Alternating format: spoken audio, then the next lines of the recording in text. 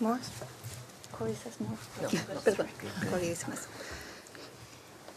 Thank you very much. We are standing today on unceded Anishinaabe Algonquin territory, where indigenous people have lived for millennia and continue to inhabit and nurture the land. And we are here today on Red Dress Day, which is held every May 5th, a national day of remembrance and activism, honoring the lives of missing and murdered indigenous women, girls, and two-spirited people. We are here too on the occasion of the 80th anniversary of the end of World War II and the occasion of the 80th anniversary plus 6 days of the creation of the United Nations and the International Court of Justice. And we are here today, a few days after the Canadian election. And we are launching our strongest warning ever regarding the state of the world, which we believe is beyond alarming. We are calling on the international community to wake up to the reality now, or else this historical juncture will mutate into historic devastation. Make no mistake, we are not thrust to this cliff edge merely by 100 days of President Trump. A much longer descent led us here, made up of a toxic mixture of destruction of our international rule-based order and the intensification of authoritarian practices everywhere. I'm now going to go through each one of those points. First, the destruction of the rule-based order.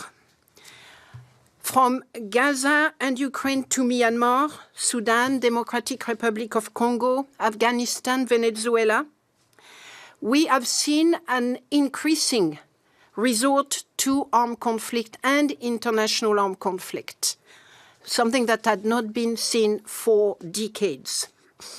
As we documented in December, Israel's genocide against Palestinians in Gaza, coupled with its unlawful occupation in the West Bank and its violent system of apartheid, are the bloody culmination of years of increasingly brazen rule-breaking, dehumanization, perpetrated with complete impunity. And as we speak today, overnight, the Israeli cabinet has decided to annex Gaza.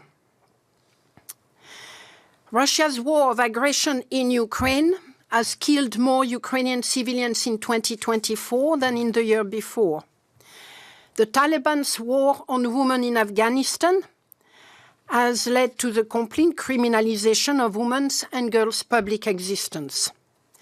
The paralysis of the international community in the face of the regression we have documented for many years, but which we believe accelerated in 2024, that paralysis was stark. But the responsibility of the most powerful state stood out, with abuse of their veto powers by the US, China, and Russia, stymieing any prospect for the UN Security Council to play its role. States such as Germany, the UK, the USA, showed not only indifference to the immense suffering of Palestinians, but were themselves complicit with it by continuing transfers of arms that enabled Israel crimes and by suppressing dissent at home. The very architect of the rule-based world order that we supposedly are celebrating today, that order that arose beacon-like from the ashes of World War II, from the Holocaust that exterminated 6 million Jews, those who 80 years ago crafted the UN and blueprinted the International Court of Justice, today vandalize the Universal Declaration for Human Rights, vandalize the UN Charter, and vandalize the Genocide Convention. The rule of law, bending knee to power, as power seeks to set itself above the law. Those betrayals are neither isolated nor sudden development. Over recent years, a creeping spread of authoritarian practices across the world has seen laws and policies erode respect for freedom of expression, association, and peaceful assembly. And yet again, in 2024, as we have documented in our report, this has seen an escalation and a globalization. We have seen in countries, all democracies, such as the US, many European countries, here too, in Canada, advocates for the human rights of Palestinians face violence, harassment, and arrest. It is not just those expressing solidarity with Palestinians that have been criminalized. Activists defending against climate change and defending the environment have been stigmatized, criminalized, including on charges of terrorism or extremism, including in this country where indigenous people defending their territories have been criminalized. Governments have disbanded and suspended NGOs and political parties, again everywhere, including in all democracies. At least 21 states have adopted new laws or bills aiming at the suppression of freedom of the media and freedom of expression. Many countries, too many countries, have banned media outlets in 2024. And what happened nationally also had a transnational dimension. We certainly know that with regard to the repression of Palestinian solidarity, but let me give you a much starker example maybe. Chinese and Hong Kong students studying abroad live in fear of intimidation, harassment, and surveillance as Chinese authorities seek to prevent them from engaging with sensitive or political issues while overseas. I am not mentioning discrimination or repression against women and LGBTI people, which also intensified in 2024, according to our report. And those practices proliferated as extreme poverty and inequality deepened within and between states, again in 2024 as well. The World Bank warned of a lost decade in global poverty reduction. But what do governments do in response? They use racist and xenophobic rhetoric to dehumanize and scapegoat migrants, asylum seekers, and so on, pretending that they are responsible for crime and economic stagnation. So as we documented in our annual report, those trends gained momentum in 2024, but have accelerated during the last 100 days, which have been disastrous for human rights in the US and internationally. The US government is heading a global assault on gender and racial justice. It is heading a global assault against climate justice. Donald Baby Drill Trump has withdrawn the US from the Paris Agreement and gutted America's domestic climate policies. And rather than resist those encroachment, tech companies have leapt on the opportunity to roll back human rights protection, doubling down on business models that monetize the spread of hateful and violent content. So under the presidency of Donald Trump, it is an organized campaign against gender equality, racial equality, freedom of expression, freedom of the media, the rule of law, the work against climate change, the work for international justice, and so on and so forth. It's a very long list of attacks. And this is why we are calling on governments around the world to stand up, to push back, so that those noxious trends do not mutate into a toxic new normal for which future, and indeed present generation, will pay the biggest price. Canada has been on the forefront of Trump's assault. And Canada had said no to Donald Trump. In no uncertain terms, for many countries around the world, for many people around the world, Canada stood out for its determination to stand firm and to say no. And we at Amnesty International want to congratulate the authorities of Canada for taking this stand, but we are here today to ensure that this stand continues and is deeper and stronger in terms of its values. We are here to reiterate on the eve of the Prime Minister's visit to the United States that it is not the time to capitulate or to negotiate. You do not negotiate on the back of human rights and multilateral order. It is not the time to seek or make deals whose price will be human rights protection. It is the time to continue to step up and stand up. And we are calling on the Canadian government to respond not just on the trade issue, but to stand firm on the protection of human rights internationally and nationally. For instance, the Trump administration sanction against the International Criminal Court underscore that international justice is a major battleground, and we are demanding that Canada fight that fight. We are asking from the authorities that they erect barricades in protection of the International Criminal Court, its staff, and all those who support its work. We are calling on Canada to implement universal jurisdiction principle and multiply cases, including with regard to all conflicts raging around the world, Israel, Russia, Myanmar, and so on. We are calling on Canada to support investigation into crimes under international law committed by all parties to the conflict. There is no space here for double standard.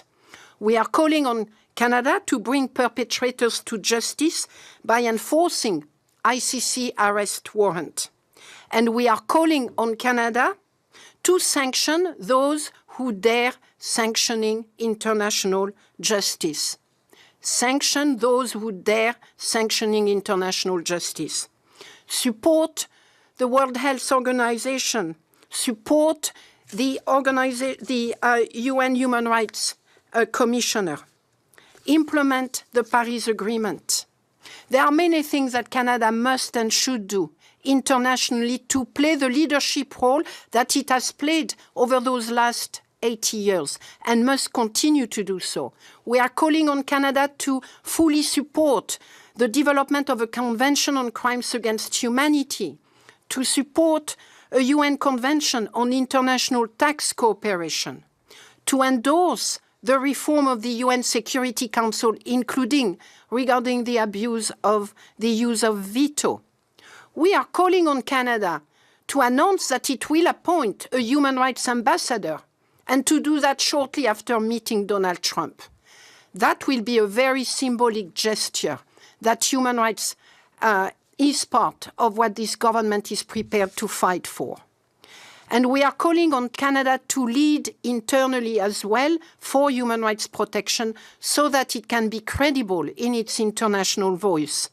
We are demanding that there should be no safe third country agreement with the United States. It is not a safe country to send back migrants and refugees to. We are asking of the authority that they include free, prior and informed consent for indigenous people in the legislation, that they stop criminalization of indigenous land defenders. And we are demanding that corporate accountability stand very high in the agenda, including around free trade. These are some of the recommendations and proposals that we are putting forward to the Canadian government. Resistance to what Donald Trump and other authoritarian leaders are trying to do. Resistance is a long journey, but it begins with just one step, the step of courage and the step of remembrance. Remembering what happened that brought us 80 years ago to the end of the war. Remembering what we will be losing if we do not stand firm on the protection of human rights, the protection of multilateral system, the protection of all those instruments that are meant to ensure peace and security globally. Let's not forget on that day of remembrance. We are also asking from the Canadian government that they are courageous, that they remember, and that they stand up to the bully, that they say no to their deal, their greed, their indifference, and their cruelty. We are calling on them to have the courage to call them out, to name them for what they are, and to demand that they be held accountable for what they are doing. Thank you very much. I should have mentioned the fact that I'm not here by myself, clearly. And I have several colleagues here who all have various expertise and can answer questions, including on Canada, on the United States, on Mexico, on the Americas more generally, and on several parts of Canada. So the floor is yours. Thank you so much. Ms. Callamard, hi, Rafi Bajikanian, CBC. I know you spent part of your time in Montreal this weekend. Quebec is one of the provinces that's putting pressure on the Canadian government to reduce the number of temporary migrants coming into this country. How do you propose Canada be able to get out of the Safe Third Country Agreement while it's dealing with these internal pressures from sub-jurisdictions saying, stop bringing so many migrants in? You want to take... Well. Je peux répondre à votre question en français? I'd like an English answer as well. I will say it in French and then I will try to translate myself, or Katie will translate myself. It's two different things. I will say it in English, obviously. Okay. It's two different things. Temporary workers, migrants, workers, it's one thing. And the third safe agreement, is that it? It's another thing. That's for asylum seekers. It's not the same thing. And we have to be very clear about that. On one side, you have migrants, temporary or long-term migrants or permanent migrants. And on the other side, you have asylum seekers. Asylum seekers is a totally other thing than migrants. So we have to be very clear about that and not mix the two of them. So that's right. Quebec exerts a great pressure on Canadian government in the name of their sovereignty, autonomy. But at the same time, Quebec or Canada have to stand very strong and respect the asylum right of people. That's two different things. Then the states have the right to manage migrants as they think they should do. If they need or if they don't need workers, that's another thing. Is that... Sure. Does this answer your questions? Yes, thank you. I think as we are calling on Canada to be a leader in the international global system, in the multilateral system, that includes, of course, the Refugee Convention. And one central dimension of this Refugee Convention is that you do not send back people to places where their life is going to be at risk. And that's a basic principle. And we are calling on Canada to respect that principle by agreeing that at the moment the United States is not a safe country to which asylum seekers should be sent back to. That's simple. Can I just ask as a follow-up? You mentioned, you said this degradation of human rights did not begin with Donald Trump's presidency in the last 100 days. What is it specifically that has changed so much, though, that it's now that you're calling on the SDCA to end? That I'm calling on? That you're calling calling on Canada to get out of the Safe Third Country Agreement. What is it that has I changed see. under Trump? Well, I'm sure my colleague here can describe to you at length what the situation right now in the United States, which is extremely alarming. It's really the making of the destruction of the rule of law, destruction of institutions that are meant to ensure checks and balance. Those institutions, in fact, which the United States historically has held very high in its political culture. It is the attacks on freedom of expression on the First Amendment, the rounding up of people off the street, their enforced disappearance. I never thought I will use that word with regard to the United States, and many others. Paul, you want to add? Let me just to clarify that we've always called for the cancellation of the Safe Third Country Agreement. Yeah. We've always established that the United States were not a safe third country. However, now more than ever, it is even more unsafe for reasons that my colleague can talk to you about at length. Hi, Paul O'Brien. I am the Executive Director for Amnesty in the United States. 3 quick examples. What was not true before Donald Trump in his second incarnation as president was that a legal resident who was simply protesting rights on a college campus could be detained and deported. What was not true before he came was that an asylum seeker who had done nothing wrong could be literally disappeared because he was wearing the wrong color hat. And when the administration determined that a mistake had been made and was asked, are you going to fix it? They simply said, no, we're not going to fix it. What was not true, and even this weekend, when asked, will you give due process rights to everybody who is being detained in a way that the United States has always held up, the president said, I don't know if I will. When asked if he will uphold the Constitution, his response this weekend was, I don't know if I will. These are bits of evidence that the United States has got significantly less safe for those seeking sanctuary. Madame la secrétaire, je crois que mes collègues francophones veulent avoir des extraits en français, donc je demande avec mon français pas trop bien, mais c'est quoi votre demande envers le Canada? Car il semble que vous constatez qu'on ne fait pas assez en ce moment, mais vous voulez qu'on renforce nos valeurs. Donc, c'est comment qu'on devrait aller plus loin? C'est comment exactement? Vous voulez que je réponde en français, c'est ça? Oui, oui, tout à fait.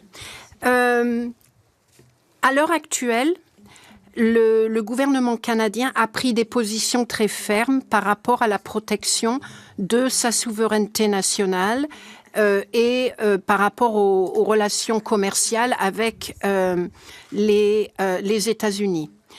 Ce que nous souhaitons voir avec la même vivacité et le même courage, c'est la protection du système multilatéral, de la justice internationale et de la protection des droits comme valeur et comme pratique. Ça, c'est un discours qu'on n'a pas entendu pour l'instant, ou beaucoup moins. Et ce que nous demandons, c'est que le Premier ministre intègre dans sa résistance à Donald Trump la partie valeur et protection des droits et du système international. Donc ça, c'est la première chose. Donc c'est pas que rhétorique, c'est pas que au niveau des discours, c'est aussi le fait que le monde a besoin d'entendre des leaders, y compris et en particulier dans le monde occidental, des leaders qui soient fermes sur ces questions-là.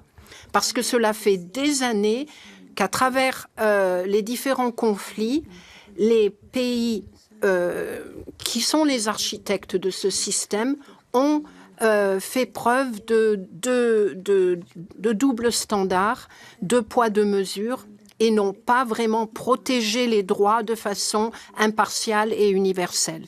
Donc il est vraiment plus que temps pour ces leaders-là d'aller au-delà de ce qu'ils ont fait jusqu'à présent. Et c'est un discours que nous donnons aussi en Europe. En Europe, l'Europe a dit non à Donald Trump par rapport à ses accusations contre l'Ukraine. L'Europe a dit nous allons protéger l'Ukraine, nous allons investir dans notre défense. Ce que nous disons, c'est que la défense de l'intégrité ukrainienne, la défense de l'Europe, c'est aussi quelque chose qui doit être basé sur la liberté, sur la protection des droits, sur une vision de société, cette vision-là qui a accompagné d'ailleurs la création de l'Union européenne. Ce n'est pas seulement une création économique, c'est aussi une création idéologique, une création de valeurs. Donc, Amnesty International demande aux États à travers le monde, mais y compris donc à ces responsables occidentaux qui, depuis quelques années, ont vraiment laissé tomber la protection des droits et du système multilatéral et du droit international, on leur dit « réveillez-vous, réveillez-vous, vous êtes là en train de célébrer le 80e anniversaire de la fin de la Deuxième Guerre mondiale. Ne tombez pas dans le piège des dérives autoritaires, des dérives de politique basée uniquement sur les intérêts économiques ou géostratégiques, parce que ça va nous amener à l'abysse que nous avons vu dans les années 1930. Voilà. And a question in English, a lot of places in Canada, people feel it's existential, it's our country, but it's also their own jobs. That's why you see such a strong pushback on the economics front. I'm wondering if you have any positive examples of how people can stand up for human rights, because there seems to be a pretty wide feeling in Canada, don't rock the boat, don't upset the Americans on anything other than trade. It will hurt us, it will hurt my job. I'm wondering, are there positive examples of countries that have been able to push without having a massive blowback on human rights? Yeah, it's a bit too early to answer your question as to whether there will be good examples. The trades have been... well, in fact, it's a roller coaster. It's they are in, they are out, they are back, they are out. So difficult to know. But let me therefore give you a couple of answers based on the past. The first one, of course, is that there is no opposition and contradiction between human rights protection and economic security. I think it's really important to highlight that. It's important to insist on the right of trade union to fight for workers. It's important for workers to unite and to keep demanding better salaries and so on and so forth. So human rights protect the workers. Human rights do not undermine workers. Quite the opposite. We are in the midst of a restructuring of the global economic system. We know that. There is partly driven by artificial intelligence, and that creates a great deal of fear and insecurity. That fear and insecurity need to be addressed through policies at national and international level. At the moment, we see very little of that. And that is a problem. We are absolutely convinced that the social and economic divisions and chaos that could come with artificial intelligence, with the restructuring of the global economic system, must be a priority for all governments. In our opinions, an essential decision measure that must be taken in order to balance out the fears is in the form of a universal income. We do not believe that the economic situation as we are, as it is being drawn out, can be tackled simply through economic or trade measures. There must be social policy in place, including in the form of universal income. Do we have examples? I will say that the last 80 years demonstrate that if you want to protect economic growth, if you want to protect your salaries, if you want to protect the right of having a decent salary, that comes through the protection of human rights. Nationally and internationally, there is never a contradiction. It is part of the rhetoric and the propaganda right now that seek to suggest that the economic security and economic rights is in contradiction with human rights. There is no historical or current evidence proving that. And let me add something more. For your people in Canada who believe that the migrants and the poor and so on are the problem.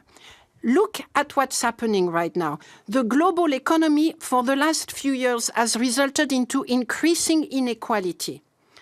The super rich have never been more rich. Never. And the poor and the middle class have never been more poor. It is not because of the migrants. It is not because of indigenous people. It is not because of refugees. It is because of an economic and taxation system that privilege accumulation at the expense of other people. This is what human rights is telling us.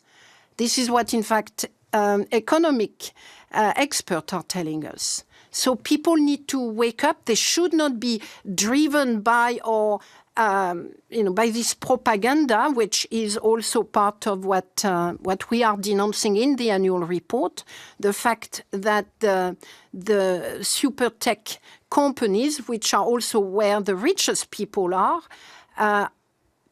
contributing to creating the basis for this misconception of the world.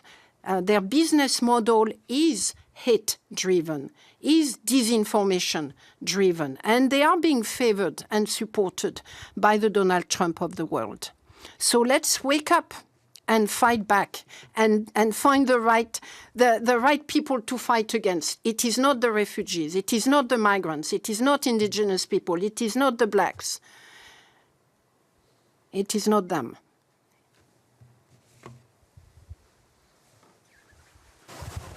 Hi, Abyssinia, Globe and Mail. How can the newly elected Liberal government and Canada in general fight, be a leader in international human rights when it itself is facing threats from Donald Trump with the 51st state rhetoric? That's how you fight back.